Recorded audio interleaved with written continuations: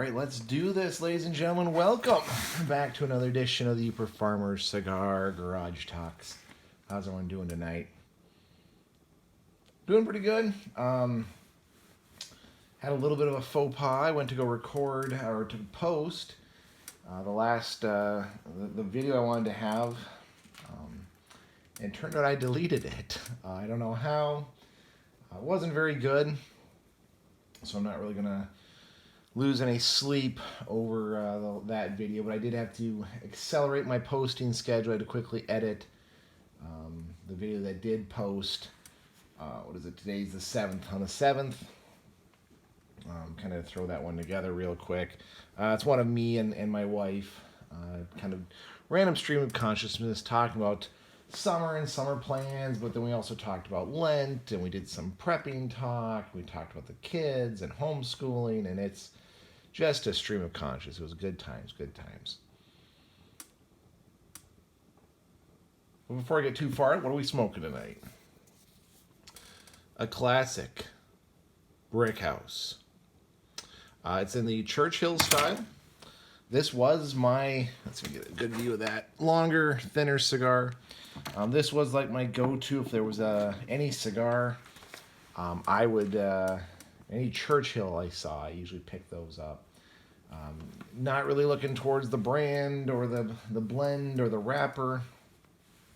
Just the size of the cigar. I liked the Churchill. It was a good smoke. Something that lasted a good time, but usually had pretty decent draws on them. Tonight, we're drinking water. We're in the Lenten season.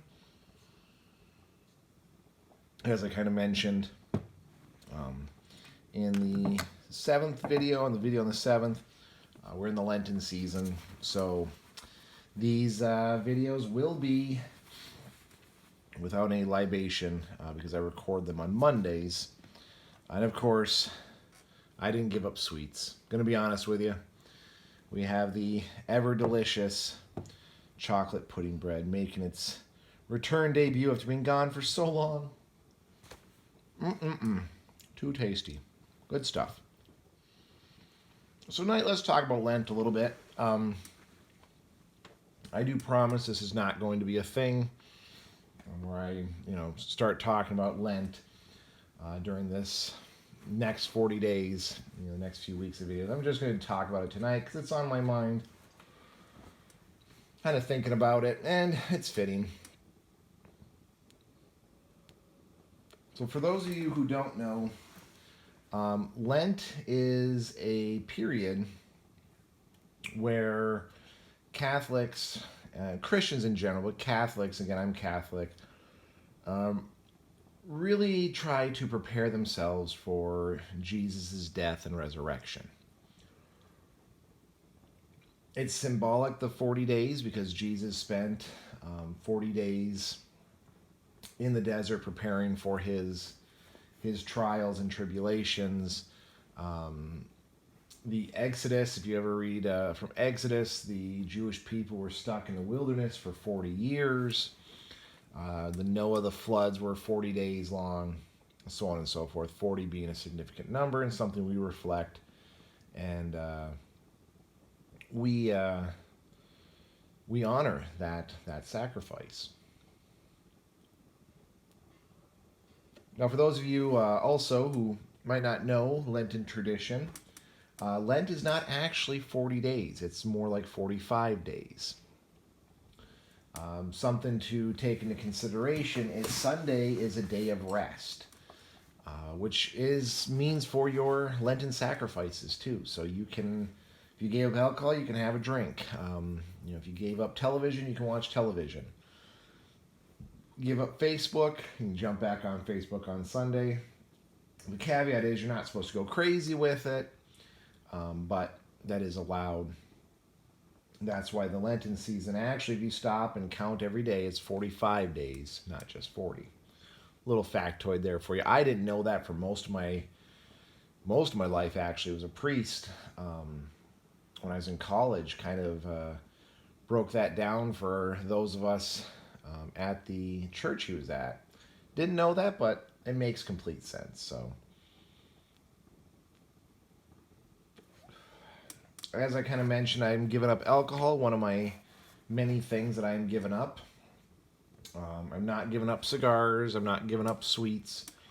The reason being is alcohol is going to prove to be a very trying sacrifice. I've talked about this before. I do have a penchant for alcoholism. It runs in my family. I've had many episodes where I have become alcoholic. One of them is when I had to treat my wife and she almost died. I was an alcoholic. If you saw me and I wasn't working or on call, chances are I was drinking. I did a lot of what they call closet drinking. I hid it from people. It just kind of became a crutch while I was working through what I was feeling and working through emotions and getting help for that. It was difficult to kick that need that I needed a drink. I didn't want one. I needed one. It was very hard to kick that. Well, unfortunately, this last year, probably, sometime just before November, I'm guessing October, until about Lent started, I started drinking a lot more again. I started having, as someone once told me, one's not enough and two is too many. I was definitely having more than one. I was having a lot more than too many times. A lot of it was to deal with stress that was going on at work. My employment is very contingent on what COVID's doing. So if the Ronas, the beer flu, was to disappear tomorrow, I'd be out of a job next week. Because mine is based on response. It's a field I've been in, emergency response, disaster response. I've been in this field for a very, very long time. I know how that game goes, but usually my position was one where I could transition and be ready for the next disaster. This current position, there is no real transitioning, at least not yet, not that we've been told of. Now, the people I work for say they're going to try as best they can to retain most of us and just have us transfer into other positions of response. Don't know if that'll happen. I'm not going to hold my breath on it. So there's that stress. There is, of course, the geopolitical stress recently, which a lot of people say, well, that don't worry about that. That's worlds away. That's over an ocean. Well, the world's a lot smaller than you think. Now, do I think he might go the mad solution? I don't know. Is he crazy enough to? Of course. But more, you look at hacking, you look at disruption of networks and distribution, and then just the fact that prices are going to go through the roof here soon, and things are going to become very, very scarce. So there is a little bit of a stressor there. Are we ready? Are we prepared? It's just so you know, if you've just getting into prepping or you've never been into prepping, even the most hardened prepper, when he thinks he sees disaster, trouble on the horizon, they buy up too. They go get some last minute supplies, stock up on this, do that project real quick. It's definitely nothing like you see the unprepared people in the world doing, where it's this mad rush, uncoordinated, buying as much toilet paper as you can. But it is, you get a little antsy. They're called trigger points. In case you ever talk to a prepper and you're new to the community, we have what are called trigger points. When I worked in worked in the disaster field back at the health department. Once we had 4 confirmed flu cases seen in the ER, that was our trigger point to activate our influenza plan. And again, it's a plan we used every single year, but we had to wait until we had that 4th person admitted to the ER with influenza before we instituted that plan. So, needless to say, enough of my trigger points got hit this last 2 months that I'm nervous. So I'm able to do a whole video on that later, but let's circle back to Lent. So that's why I'm not giving up sweets, because I have been drinking quite a bit. And I have to relearn how to deal with emotions, feelings, and situations without pouring a drink. Now, it's not that I don't know what to do. It's not like I'm clueless on what do you do if a friend comes over and they're like, hey, let's go get some beer. Let's have a couple beers. You know, I know strategies for how to deal with that, but just because you know it doesn't mean you want to do it, nor does it mean you'd prefer to do it. So, you know, it was pretty common for me when I get home from work, which, you know, have a beer with dinner.